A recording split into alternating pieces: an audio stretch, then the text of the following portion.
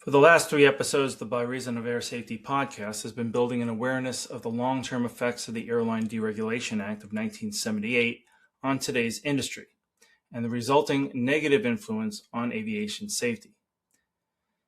In episode 17, this podcast focused on problems with January 8, 2003 Air Midwest 5481 accident. This was followed in episode 18 with the Colgan 9446 accident. In both these accidents, By Reason of Air Safety analyzed the regional airline industry, the repair station industry, and their impacts on and by the major carriers, many of them legacy airlines. In episode 19, By Reason of Air Safety is examining the Colgan 3407 accident.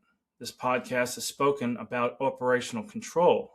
Colgan 3407 is just such an accident where operational control was in question, where the fine line between control by the regional airline is confused by greater control and more influence by the major air carrier.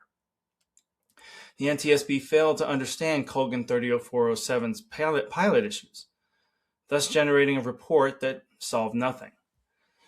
So it's time to move to the cockpit and discuss operational control again. Let's revisit an accident and its report from an analytical perspective. Look at this accident from a viewpoint the NTSB cannot see, from the regional airline pilot's viewpoint. Hello, I'm Stephen Carbone, and this is By Reason of Air Safety.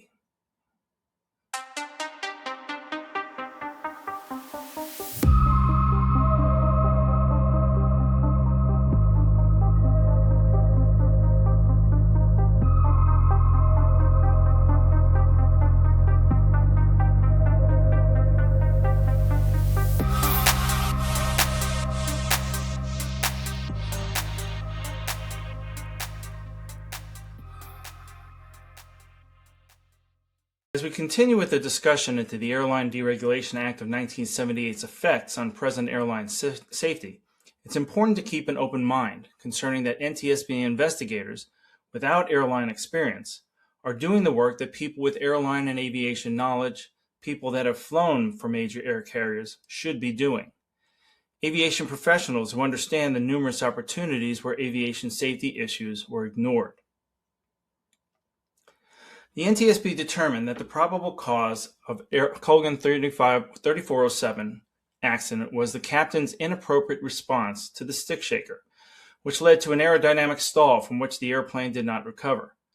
Contributing to the accident were 1. The flight crew's failure to monitor airspeed in relation to the rising position of the low-speed cue.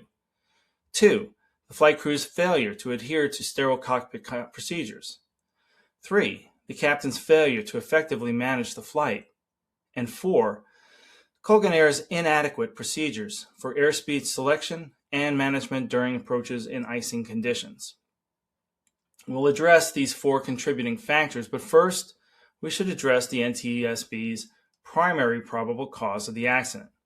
The first big hole that stands out in this probable cause is training.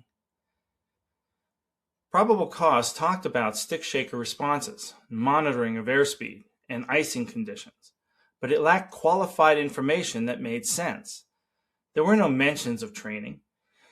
The use of pilot terminology was gratuitous, as if the words were thrown against the wall to see if they would stick. The probable cause then mentioned flight crew failure or the captain's failure, but failure to do what? The probable cause came across as random issues with no connection. The question the probable cause should have asked was, what did the flight crew fail to follow? Answer: their training, specifically Colgan flight training. We saw in the last episode how Colgan's maintenance training led to an accident. How good was their pilot training? Consider the U.S. Airways Flight 1549 accident, the A320 flown by Captain Chesley Sullenberger and First Officer Jeffrey Skiles to a safe landing in the Hudson River a month before this accident, January 15, 2009. Did anyone believe the 2 A320 pilots just invented that unconventional landing? As Skiles and Sullenberger saved possibly hundreds of lives both in the airplane and on the ground? Did anyone think that they did this by shooting from the hip?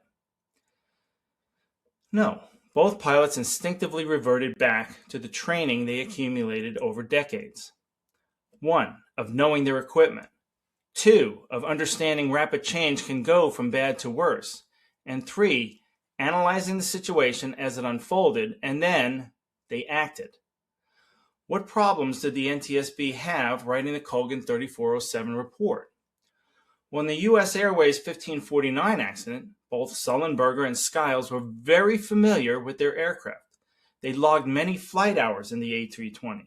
They knew their aircraft and what it could do, not only from flying it, but from qualified training that put both pilots through such events as stall warnings, stick shaker events, icing conditions. Sullenberger and Skiles received quality training. Remember, Colgan 3407's captain transitioned from the Saab 340 3 months before the accident. He then qualified on the DHC-8-400, the accident aircraft, only 2 months before the accident. And the NTSB documented that the captain flew 111 hours in the DHC-8-400, but did the NTSB document how many times the captain flew the DHC-8-400 through icing conditions? It wasn't a question of did the captain have experience flying in icing conditions. It was, did the captain have experience flying in icing conditions flying the DHC-8-400? For some reason, the NTSB thought a turboprop is a turboprop is a turboprop. That you qualified on one, you qualify on them all. But did Colgan Airways place the captain in a hazardous situation he wasn't properly trained and experienced to handle? It wasn't like the NTSB investigators didn't know that in the Colgan 3407 accident, training was an important issue. The probable cause that they wrote about was a result of the accident investigation. What NTSB investigators didn't know was that the DHC-8-400 aircraft and its systems. How the DHC-8-400 differed from aircraft investigators flew in their past. How the cockpit was laid out from aircraft investigators flew in their past. And how the DHC-8-400 differed from other aircraft in icing conditions. Since the NTSB had just investigated the U.S. Airways 1549's A320, they should have noticed differences between the A320 cockpit and the DHC-8-400 cockpit, of how gauges were positioned, of how differences regarding stall warnings or icing concerns. Investigators probably didn't because NTSB investigators didn't attend A320 ground school either. Well, one may ask, aren't the NTSB investigators required to attend ground school on the aircraft they investigate? No. They do not attend any training. They're not required to know the aircraft they investigate, just like the NTSB investigators investigating aircraft maintenance, systems, structures, and/or power plants never attend manufacturers or the operators' training on the aircraft they investigate. The primary probable cause was confusing. The first sentence started with an incorrect adjective, namely, the captain's inappropriate response to a stick shaker. What does that mean? Did the captain make an inappropriate comment to the stick shaker? Was there another adjective the investigators could have used that better described an incorrect reaction to the stick shaker's rattle? Like confused, wrong, mistaken, incorrect, or erroneous. Any one of these synonyms would have better described possible mistakes made in the cockpit during a high-stress scenario. The accident report AAR-1001 made 22 references to the word inappropriate, none of which I believe is, no pun intended, appropriate. AAR-1001 used inappropriate to describe 1. Low airspeed, subjective information, raising of flaps, aft control column inputs, control inputs, decisions, facilities, rest facilities, responses, and nose-up pitch control inputs. The NTSB didn't clarify why these different items were all inappropriate, which makes one wonder if the word inappropriate meant what they think it meant regarding aviation. But let's look at the contributing factors. Specifically, contributing factors 1 and 4 together. It only seems right since both contributing factors were tied together. The flight crew's failure to monitor airspeed in relation to the rising position of the low-speed queue. And number 4 was Colgan Air's inadequate procedures for airspeed selection and management during approaches in icing conditions. The NTSB failed to qualify these two contributing factors. The two statements were unrelated talking points. Both mentioned the word speed but lacked any information to tie them together, like a movie trailer, vague but without substance. The points would have been well made just by saying flight crew training issues. For instance, on page 278, the first officer said, "I've never seen icing conditions. I've never de-iced. I've never seen any. I've never experienced any of that." That demonstrated poor training on Colgan's part. One of the two pilots had never experienced icing conditions, and she was in icing conditions. How much more obvious can it get?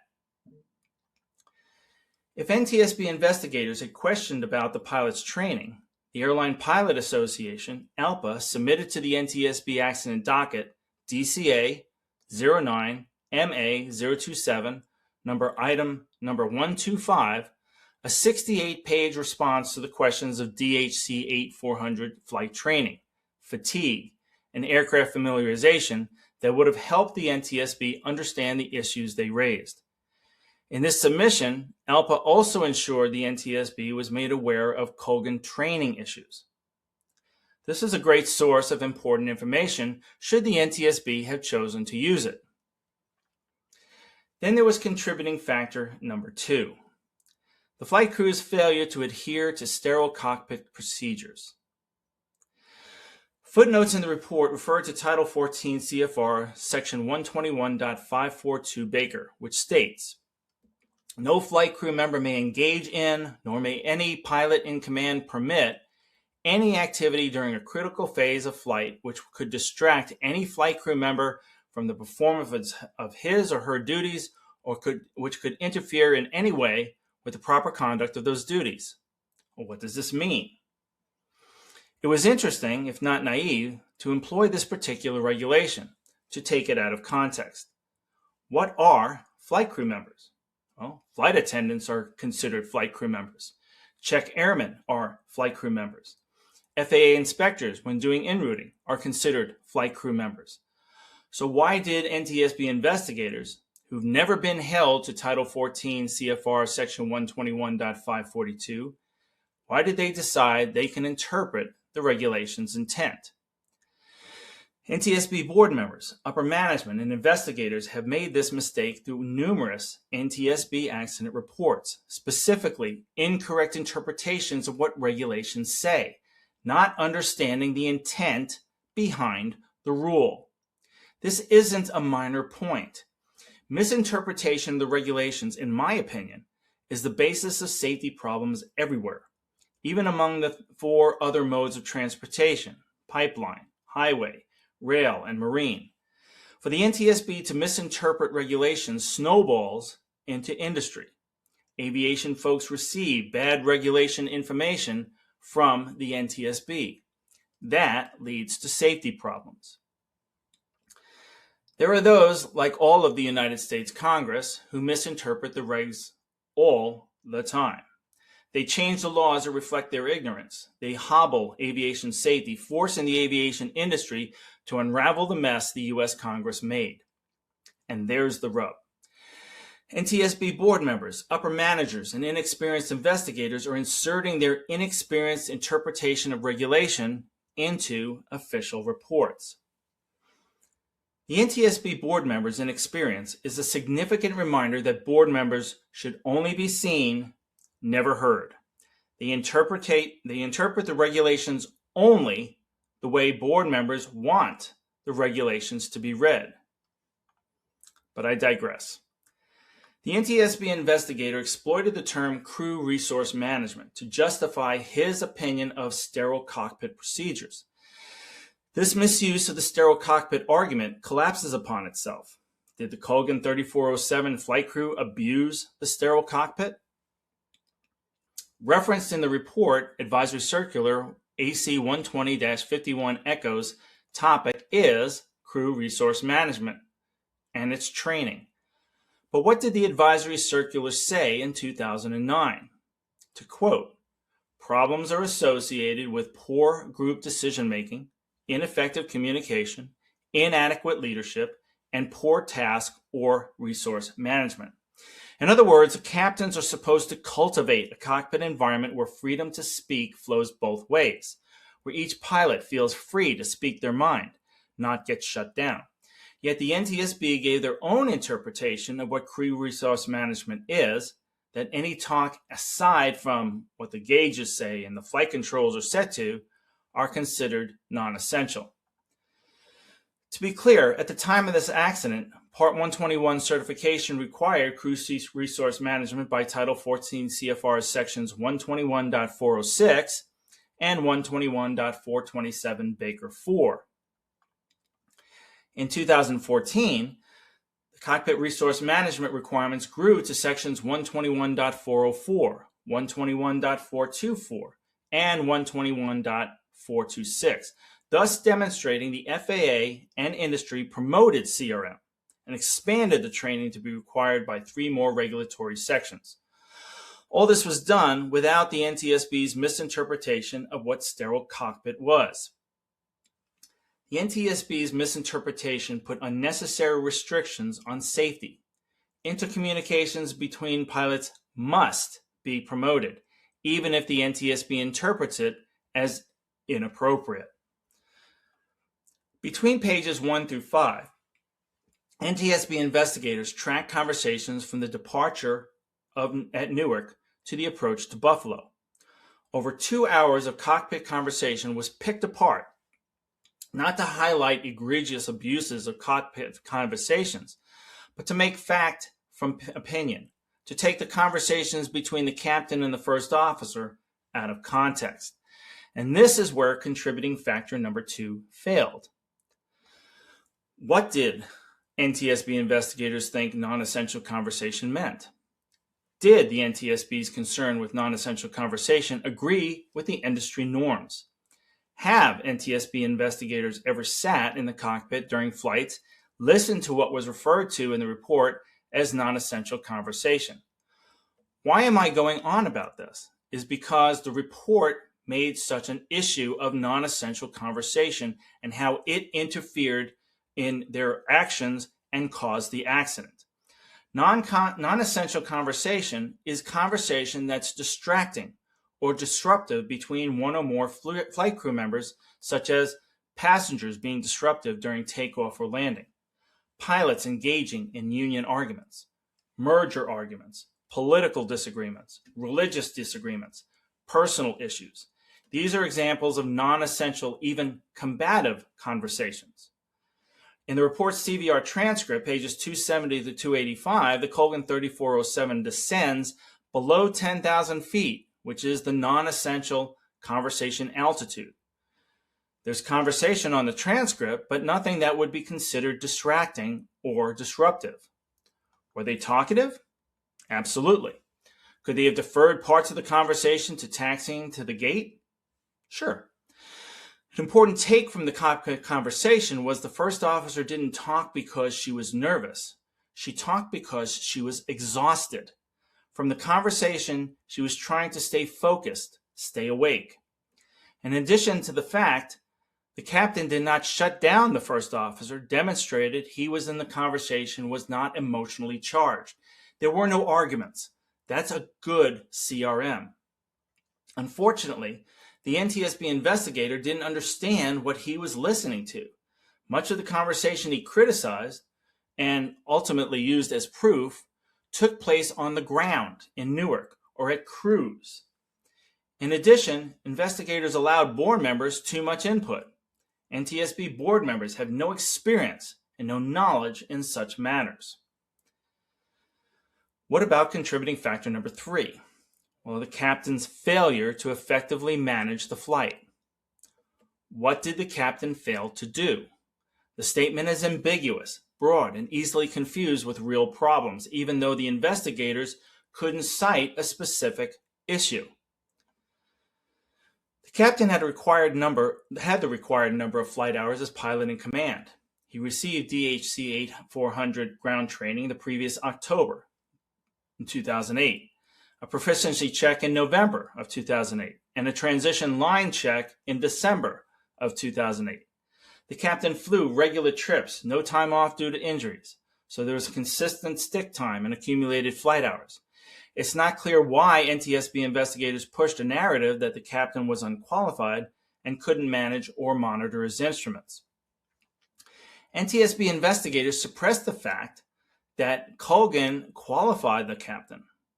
Instead, NTSB investigators diverted attention away from Colgan's responsibility for the quality of its training to the captain's training schedule and domicile arrangements. And all the contributing factors the NTSB documented only focused attention on the captain. No reference to Colgan's training quality. Did Colgan fast-track the captain's training to cover its contract flight schedule with Continental Airlines? Again, the Airline Pilots Association had written a 68-page rebuttal to the NTSB. This document analyzed everything we've discussed here using professional pilot feedback, experienced DHC 8400 feedback. The NTSB really should have read it. One other thing was interesting was that the captain, the first officer, and other pilots interviewed from Colgan for the report all wanted to look for crash pads near Newark to cut down on their deadhead time. However, they couldn't afford one. Newark is a high cost of living area. Groups of regional airline pilots and flight attendants sharing temporary housing wasn't an affordable proposition. Hotel rooms are too costly on a pilot or flight attendant's salary. Colgan did nothing to ensure the pilots had adequate rest for the flights. As stated in episode 18, regional flight crew members, pilots, and flight attendants did not make competitive wages within the airline industry.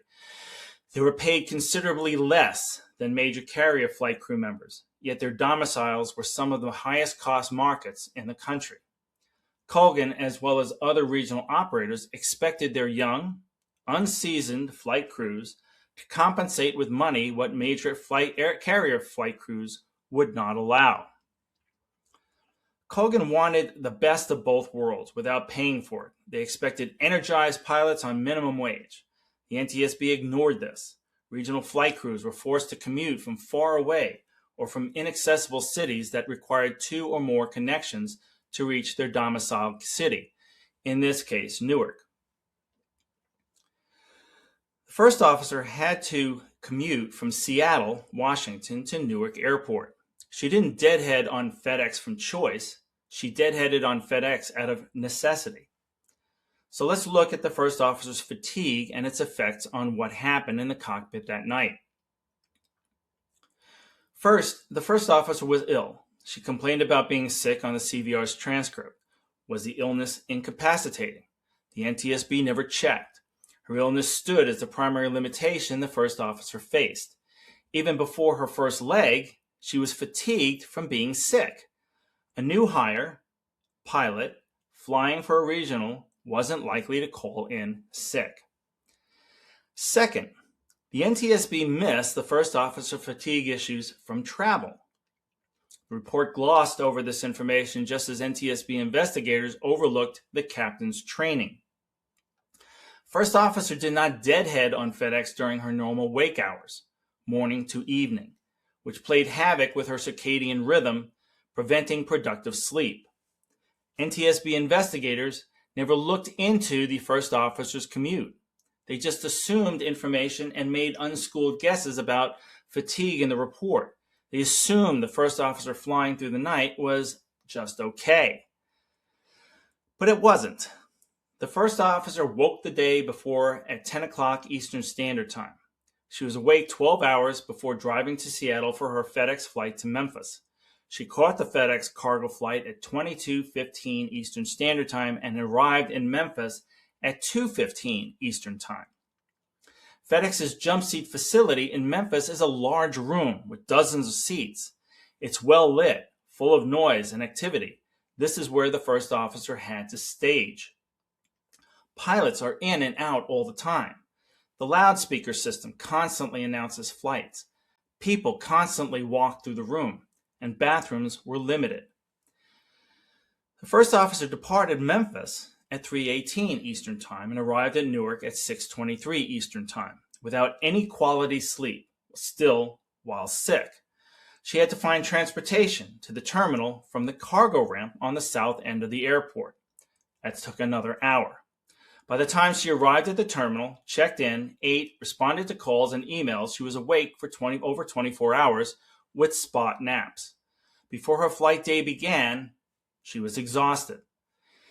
It's hard for most people to sleep outside their normal patterns. It took most technicians like myself on midnights at least 2 weeks to transition from day shift to night shift. This first officer tried to accomplish that in one night after being up the previous day. Before the first officer flew her first flight, she'd been up for over 27 hours. During the accident flight, the first officer was not at her able best. She was ill and fatigued, but the first officer had no options but to deadhead. Page 49 of the report addressed fatigue. It referred to Colgan Operations Bulletin 09001. The bulletin discussed Colgan's fatigue policy at one time, stressing any crew member who conducted a flight when fatigued or physically incapable of completing a flight safely would be in violation of company policy. Interesting, because however, this first statement was set against the conflicting statement in the same exact bulletin, which it said commuting to arrive at a base with either insufficient rest to prepare for flight duties or to arrive with minimal time before a duty day begins is inappropriate for your responsibilities as a professional pilot! Exclamation point. The NTSB ignored the contradictions of these two statements. Colgan's Catch-22 policy admitted fatigue was a safety concern, but didn't allow their young pilots to call out for a flight due to fatigue. Whether this qualified as a veiled threat to one's job or not, the message was clear. Do not call out for fatigue. What part did Colgan's regional airline contract play in this tragedy? Well, as mentioned in episode 18, regional employees earn a lot less than major carrier employees. Because of the income disparity, Colgan pilots had little choice than to deadhead. The first officer and her husband resided in Seattle with her parents, not by choice, but by financial necessity. When reading NTSB accident reports, it's frustrating to see opinion, unqualified opinion, found throughout the report. Opinions are unacceptable and unprofessional. The NTSB's human performance investigators should have been quoted, for instance, on the fatigue issues. But other opinions were not welcome as well, such as finding number 11 that stated the captain's response to stick shaker activation should have been automatic, but his improper flight control inputs were inconsistent with his training and were instead consistent with startle and confusion. What is startle and confusion? Why were NTSB investigators making conclusive statements in an NTSB report about the captain's actions or reactions? Or there was finding number 13. It is unlikely, non-factual, unlikely that the captain was deliberately attempting to perform a tailplane stall recovery. This statement made no sense. Who'd suggest, without evidence either way, that the captain would or would not attempt to maneuver? This is abuse of the narrative. It is unprofessional for an investigator to assume to think for the deceased pilot. And then there was footnote number 294. The NTSB investigator questioned the quality of 5 DHC-8-400 check airmen because they had no previous Part 121 experience before their employment with Colgan. So what? This raised two questions. Where was it written in the Part 121 or Part 183 regulations that a check airman had to have prior experience working for a Part 121 operator? And wasn't being rated in the aircraft sufficient to be a check airman? The NTSB investigator didn't understand the regulations. Again, the NTSB investigator also unknowingly contradicted himself. You could ask the question, what qualifies an NTSB investigator with no prior Part 121 experience to investigate a Part 121 accident? Then Congress voted for the Airline Safety and Federal Aviation Extension Act of 2010, Public Law 111-216. Fundamentally, it's a pork bill. The FAA Extension Act was given momentum from the Colgan 3407 accident. And what did the FAA Extension Act do? It supposedly extended FAA operations and authority. The act did very little in this area because the problem wasn't that the FAA didn't have the authority. It was because the U.S. Congress kept the FAA's budget on a continuing resolution. The FAA had to budget monthly for oversight and surveillance. Furthermore, government shutdowns further hampered FAA authority by deferring surveillance because of congressional budget wars. 2. The act supposedly enhanced airline safety by mandating FAA pilot records retention and creating the pilot record database. This didn't improve anything either because airlines were already retaining all of their pilot training records since before 1964. And 3, the act was supposedly in response to the Colgan 3407 crash. The NTSB said it highlighted pilot inexperience and fatigue as major factors. No, the NTSB report ignored Colgan's fatigue issues. The NTSB then incorrectly assumed that training problems at Colgan were systemic of industry. Was this fair criticism on my part? Well, Section 208 of the Act was titled Implementation of NTSB Flight Crew Member Training Recommendations. The NTSB were presumed to suggest that all of Part 121 air operators needed to adopt stall and upset recognition and recovery training, remedial training, and stick pusher training. The main issue the NTSB's integrity suffers is its inexperienced investigators investigating accidents. A knowledgeable NTSB investigator would have recognized that airlines have conducted stall upset training for decades on numerous model aircraft. Remedial training has always existed in the Part 121 world for pilots who have been off the flight line for extended period of time, such as military deployments or illnesses. Instead, the NTSB wasted time and opportunities on their own misperceptions. If the investigation was conducted correctly, the aviation industry would have benefited from the competent findings. Why? Because the NTSB assumed all aircraft reacted to stall warnings like the DHC-8-400. They don't. Aircraft are designed differently and have different stall thresholds, and airlines have been training their pilots to this fact for decades. The fact is, Colgan's training was at fault here, not industries. To penalize an entire industry for NTSB mischaracterizations amounted to wasted time, money, and opportunities. Again, the NTSB missed the obvious when they assumed all airlines are the same. Regional airlines are not operated like major carriers. Regional airlines contracted to a major carrier have little to no operational control over their own operation. And last, the aviation industry is made less safe because of congressional interference. Instead of developing fixes to Colgan's problems, Congress should have learned that Congress, and Congress alone, was why aviation accidents were happening. For instance, Senators Chuck Schumer and Kirsten Gillibrand spearheaded legislation leading to the FAA Extension Act of 2010. Aligning themselves with the aviation safety group, Families of Continental Flight 3407, the two senators exploited family grief for political gain. Two senators rallied less knowledgeable congressmen and women to support legislation, namely the FAA Extension Act of 2010, that did nothing to improve safety, but did fund their pet projects. Aviation is about facts, not opinions. Corrective actions to safety problems are about analysis from facts, not opinions. NTSB aviation investigators spent less time finding facts than they did inventing opinions. The Colgan 3407 report was a vague compilation of viewpoints. 44 ambiguous uses of the word might, as in might have been. 33 ambiguous uses of the word likely, and 3 ambiguous uses of the term may have.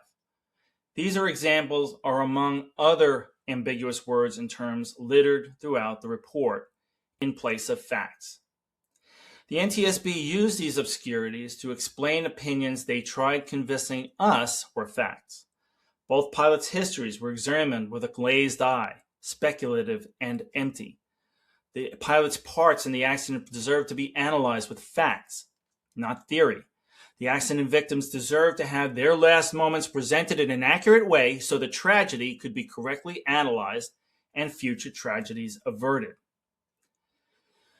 Then there were the politicians, the most undeserving people in the country to weigh in on accidents they don't grasp, to create legislation they can't explain, for improvements they can't qualify. Can Secretary of Department of Transportation Sean Duffy please weigh in on these NTSB aviation failures so we, as an industry, can hope to become safer? In the next episode of By Reason of Air Safety, we'll continue to examine the Airline Deregulation Act of 1978's negative effect on aviation safety, specifically on regional airlines, when we examine the accident over the Potomac, the latest example of NTSB board member interference and political overreach. So please join us. Until next time, I am Stephen Carbone reminding you to tab. Think safe. Act safe. Be safe. God bless.